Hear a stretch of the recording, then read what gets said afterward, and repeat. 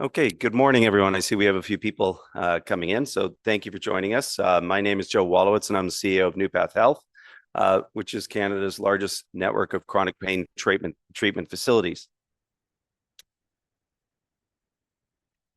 Okay, that's not working. So I will be making some forward-looking statements. Please have a look at our AIF and all our documents filed on SEDAR. We do occasionally use non-IFRS measures. All our details are in our financials, so you can grind through them any way you want. But certainly, if you have any questions about that, feel free to ask anytime. So let me tell you a little bit about NeuPath and why it's exciting for you to think about. So three key points I wanted to make. First of all, one, these are regulated healthcare facilities. Our sites all require specialized personnel and specialized trained personnel, and as well expensive equipment and our facilities in terms of CapEx. We've had a great organic growth profile over the last few years, still low double digit right now. We have a patient backlog right now. I have no worry about customers. And unfortunately, it is a large growing market. We have lots of opportunities for inorganic growth. And then finally, this is a positive cash flow business. Do not have to go to market. We have engineered a successful turnaround over the last 3 years.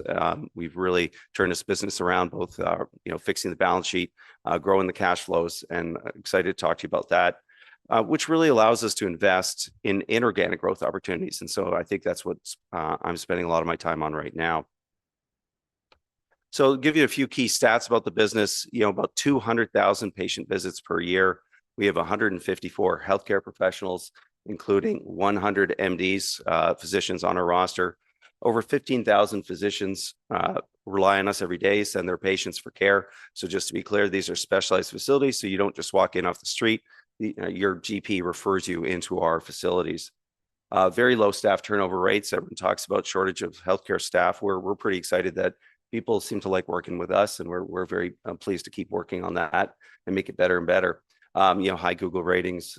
We use a whole bunch of different specialists. So every clinic has a different roster of physicians, but physiatrists, this is physical medicine rehab, very specialized subgroup specialty, anesthesiologists, orthopedic surgeons, GPs with specialized training, sports medicine, physiotherapists, and other allied healthcare professionals. So what do we do? So people think chronic pain, they're like, so automatically people are starting to think about opioids. They start thinking about things like marijuana. We don't do that, right? So what we do is, because these are specialized facilities, we're doing injections, infusions, and other specialized care. Injections, for example, Botox. So people with migraine may get a Botox injection, epidural injections for lower back pain, joint injections. You might have shoulder injury. Maybe you need a cortisone shot.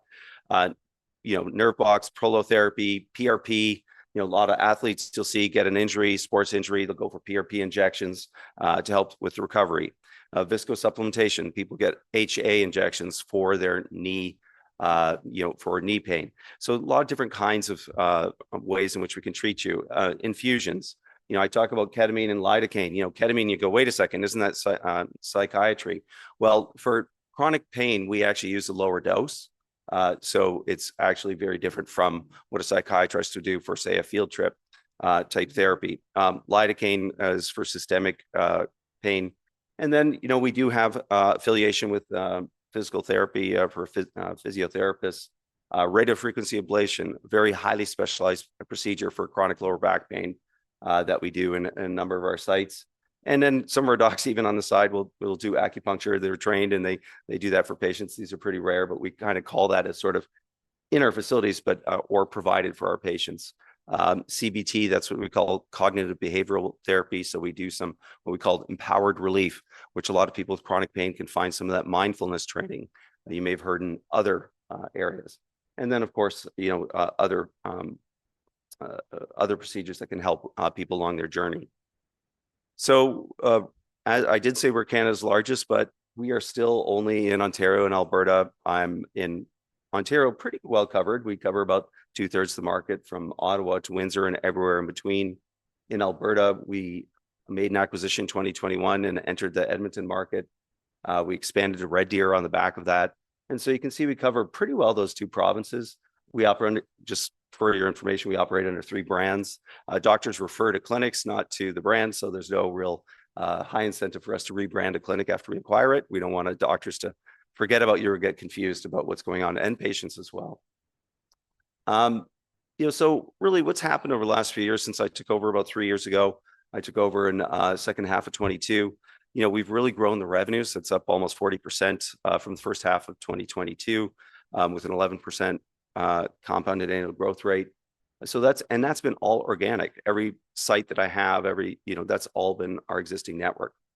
From an EBITDA perspective, it's even more dramatic. When I took over, our adjusted EBITDA margin was down, I think below 3%, but we're now over 7%. And I just want to say, first 6 months of this year, we did have a special one-time item relating to a prior period. So when we back that out, we're still over 7% our adjusted EBITDA.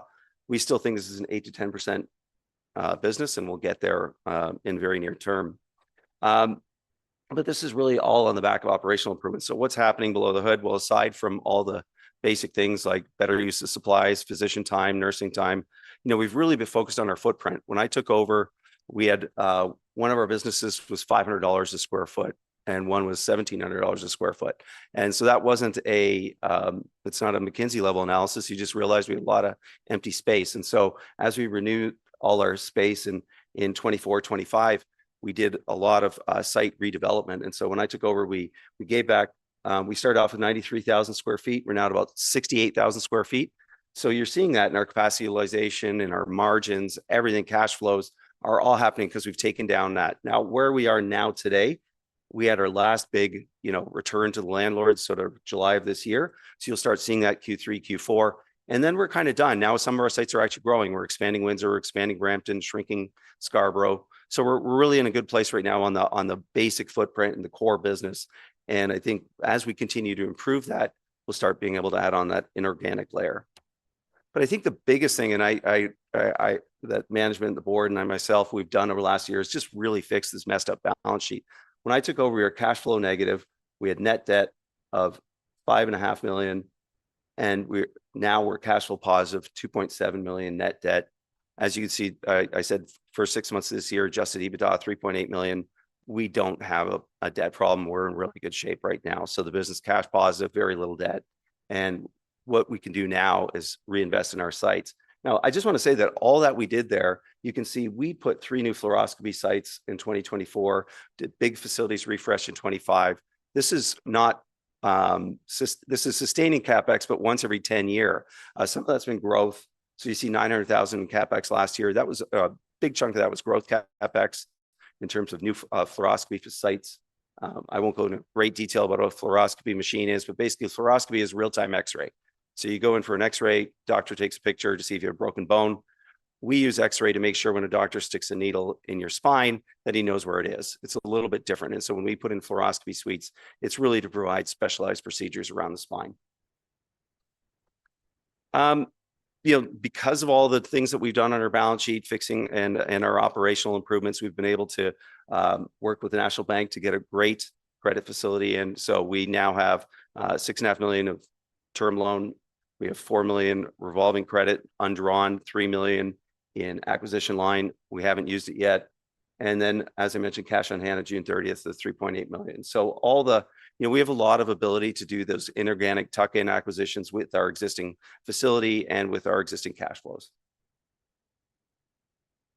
So I talked about, I've used this slide a lot every time to talk about the sort of the 3 ways we look at the growth piece. Well, fixing our underlying business, we're already done. I mean, we're really executing on this, bringing on new doctors, improving our capacity utilization, adding new services, expanding our network. We added in Red Deer, really got that up and running in 23, looking at new opportunities to kind of enter new markets. So we'll hopefully over the next 12 months have lots to talk about there. And then if I ever saturate Alberta and Ontario, if I ever saturate some of the other provinces, certainly adjacent specialties. If a patient is a candidate for surgery or is sent to a surgeon, they may not be a candidate for surgery, so they go over to the chronic pain trap. You may be getting pain treatments and it's not working. Maybe you're a candidate for surgery. And underlying all that is radiology. Everyone who goes into surgery or into our facilities needs imaging done. So I see those 3 core areas for long term as ways to better build out the business. So starting off with that first part, attracting and retaining physicians. Why does a doctor want to work here? They can go work at one of the hospitals nearby, actually all over there. These are regulated facilities. It's very expensive to build out. We built out our Red Deer facility was $750,000, and that was in a partnership with the landlord. This site here you see in Health Point in Edmonton, 25,000 square feet. 12 million in revenue a year. This is a big facility. We see a lot of patients there, almost 25 physicians. These are very expensive to build out. They're regulated, so you got to file a bunch of paperwork to the government for, if I want to open a new clinic in Ontario, it's about 1,000 pages of documents I have to file with the College of Physicians, Surgeons, Ontario. We have a built-in referral network. At Health Point, we have one or two grads come through U of A who do their rotations through our clinic. And we often get one of them to come join us. And why is that? Well, I have an 18-month wait list in Red Deer. If you're coming out of med school and you got, big student loans, your day one, your schedule's full. And then, of course, we do all the stuff any other facilities operator would do. We manage IT, HR. We have a network for, flexible arrangements. If you work in Health Point, it's a 2-hour drive down to our Red Deer facility so people can manage their network. Here in Ontario, I have doctors that work, a day a week in Mississauga, a day a week in Oshawa, so they can plan their schedules nearby. So I think it's the combination of all of these that make it a compelling argument why we see, really low turnover with our physicians. They can just go in, provide the care, know their schedule is full, know the EMR works, know the staff are there on time. It's just a great offering for them. So beyond that, we're looking at new procedures. And so I mentioned that list of procedures we do before. One of the exciting things we did this year is we launched a brand new thing called Arthrosamid. So to be clear, Arthrosamid was developed by a European company called Contura. And we were their launch partner, the first clinics in North America to provide this to patients. This is a novel treatment for osteoarthritis of the knee. And we worked with them to train physicians to make this new treatment available. It's currently available at 6 locations in Ontario and 1 Alberta location. And what does this do? Well, it potentially delays or eliminates the need for knee surgery. I think for any Canadian who knows what the challenges are to get knee replacement surgery and up to 3-year wait list, depending on where you are, the idea that you could potentially eliminate that need is phenomenal. So we've now, since we started in March, we literally just launched in March. We've probably done over 100 procedures to date. And, we get lots of patients coming. This is a cash pay procedure, comes outside of the OHIP and Alberta Health environment. So these are people are flying up from the States to get this done. We actually probably 50% of our inquiries are coming in from south of the border because it's not yet approved in the US. So they're coming to Canada to get this done.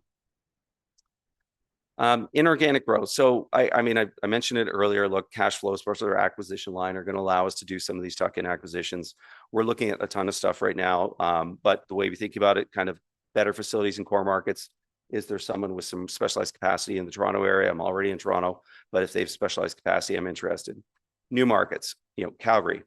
I'm not in Northern Ontario. So we're thinking about other areas in our existing core markets where we can go. Of course, new provinces, things like Alberta, we're talking to people about how to enter that market and use that as a launch pad for other regions in that jurisdiction. And then finally, new treatments. I mentioned Arthrosamid, talking to another pharma company about a new procedure they're getting approved next year and how we can help them be their launch partner for that. And then, of course, I mentioned earlier, adjacent verticals, certainly radiology, surgery. So it's a pretty tight capital structure. The board management over 30%. I've acquired almost 700,000 now in the open market. Our stock, we instituted a stock buyback last year, acquired over 700,000 shares as of July 31, sorry. And, when you look at our market cap, that was October 7, I think maybe it's 19 million. I have net debt of 2 million, let's call it, and adjusted EBITDA of 5 million. I don't think it needs a lot of analysis to figure out that that's very inexpensive. And more importantly, I know it's inexpensive because when I walk into a doctor's clinic and I offer them the price that we're trading at, they laugh at me. So we're right now really spending a lot of time to educate investors on kind of what the opportunity is here, looking at the cash flow that we're generating and say, hey, this is not a bad business. It's and as I mentioned, very tight cap structure. So we'll be reporting in a few weeks on an update on all of this information. So, I've been in the business for almost 30 years, mostly on the pharma and biotech side. I recently, my last company, Clementi Pharmaceuticals, it was, we went NASDAQ IPO to $1 billion exit in 2019, was approached to join this board. started just as a board member. And then of course, when things got dire back in 22, they asked me to step in and turn it around, which we've done successfully.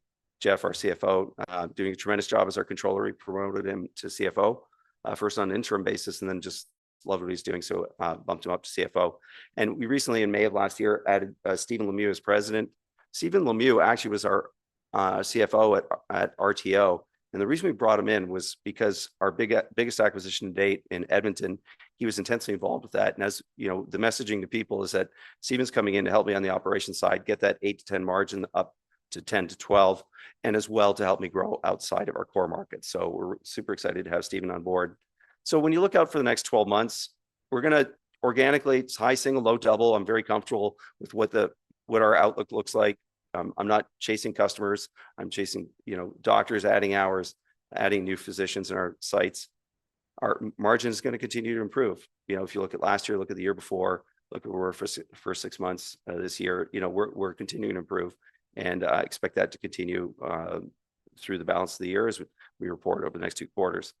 Finally, we're going to execute on inorganic growth acquisitions now with Stephen on board, got some bandwidth to evaluate things. And so, the pipeline, lots of good things we're looking at, and hopefully more to announce over the next 12 months. So, just in summary, we're a private provider, public health. I didn't mention that earlier, but really a large portion of our revenue comes from Ontario, OHIP, I guess, and from the Alberta as well, from Alberta Health. Patients don't pay to come to our clinics. Most part, it's paid for by our one insurer, which is the government. There's a large need here. I don't think everyone in this room knows somebody who suffered through chronic pain. It's terrible. And when they come to us when they're out of options. These are regulated facilities, so they're not anybody can just walk in and do it. It's not an unbearable, it's a burden to get into the market, but it is difficult. And so we view that as a barrier. And this changing health policy, the comment there is what we do, you can go to the hospital down the road. Like, you don't have to come to our clinic. So why would you go to our clinic? Well, because we're in Brampton, Mississauga, and Scarborough, and Oshawa. You don't have to be stuck 2 hours, pay $40 for parking to go get the procedure done and wait 2 years. You can come to Brampton and go where the patients are. So we really provide access. We don't provide a different procedure or something you can't get. It's that with the burden of getting down to the hospitals, scheduling for the hospitals, you can come see us where you live. And that's been a common theme. So when you hear Doug Ford talking about surgery, he's looking at low risk surgeries, putting them out in the community where people are, instead of having to go to the hospitals. Before I told you I was going to turn this around. Now I very confidently say we turned this around, both from a balance sheet point of view, but also from the continued improvement in the operations. And run the numbers yourself. We think we're pretty low valued, and that's why the company and myself keep buying. Any questions?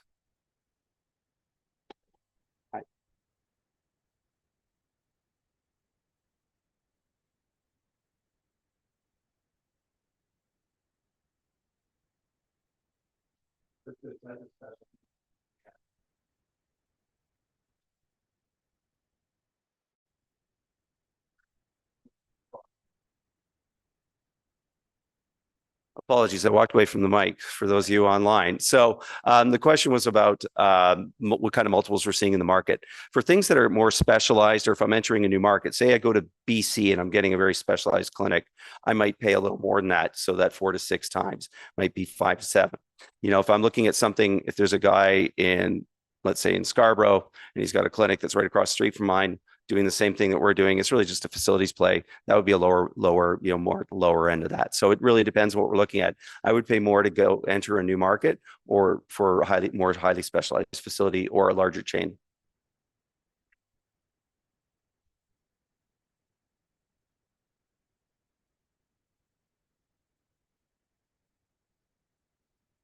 Yeah, well, I mean, so the short answer is we'd look at, probably I'd say 2 to 3 times. And, we're at 0.75. So we've got some room there. Any other questions? Yep.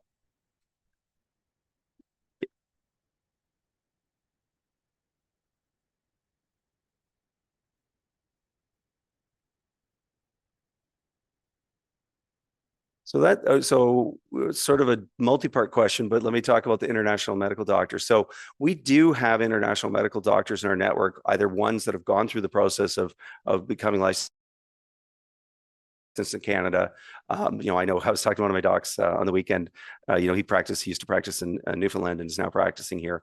So, but on that specific question, so some of them are working within our network and our competitors as well as assistants. They're helping out. So to help our licensed physicians, work on their throughput and get through more physicians in a day or more patients in a day while they work towards their licensing. We also have we've also been working with the government because I know there are ways. I don't want to go bore you with the details, but basically, if you can demonstrate that you have a shortage or that you're unable to get, like, say, I post for a job and I'm unable to get someone and I can get an internationally medical trained, then there's a process that you can start entering a process to get them involved. So there's different ways, but we've worked with that and we continue to innovate with the various providers on how to add more because yes, there is a shortage, but I think there's different ways to address shortage. One is the one that people don't think is they just think 1 or 0, warm body, right? But that's different because if a doctor practices at the hospital and he can get through, 8 patients a day and he comes to my facility and can do 20 because we're open earlier, we're open later because we're better staffed.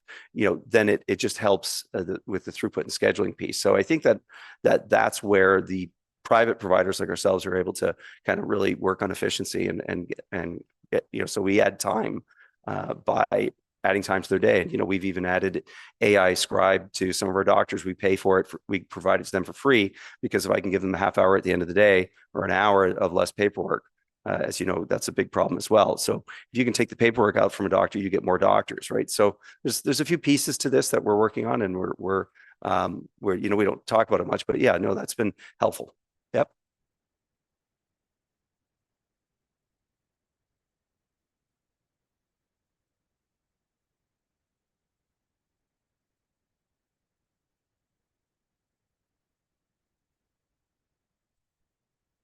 Okay, well, there's a lot of questions there. So maybe first, I'll start with the reimbursement model. So we get, just for your benefit, did I pick up an American accent?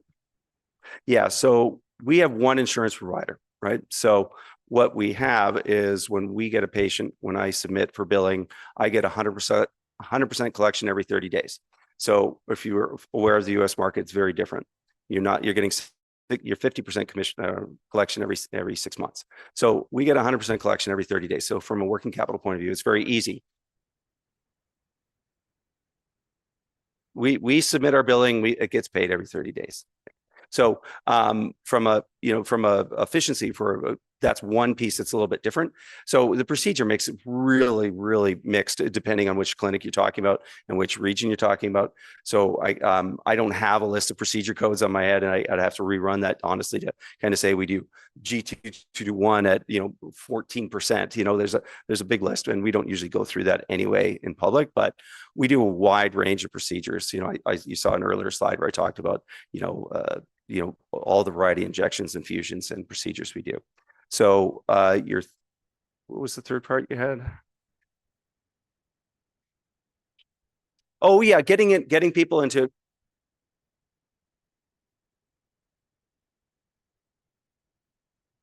Yeah.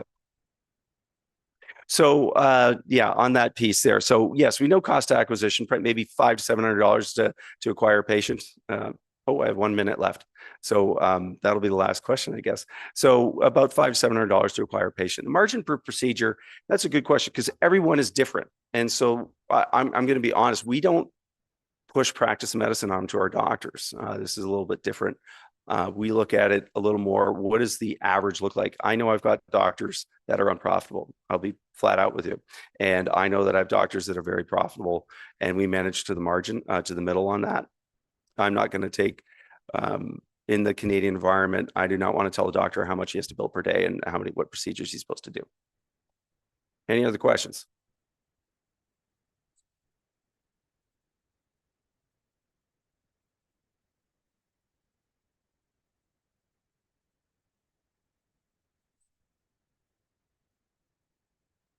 Yeah, it's hard to predict what comes first and where, but I'd say that things that are high priority, certainly, I would say Calgary and BC are high priorities for us, and Northern Ontario. Those are the three kind of that I'd say. And what happens when and where, I can't predict.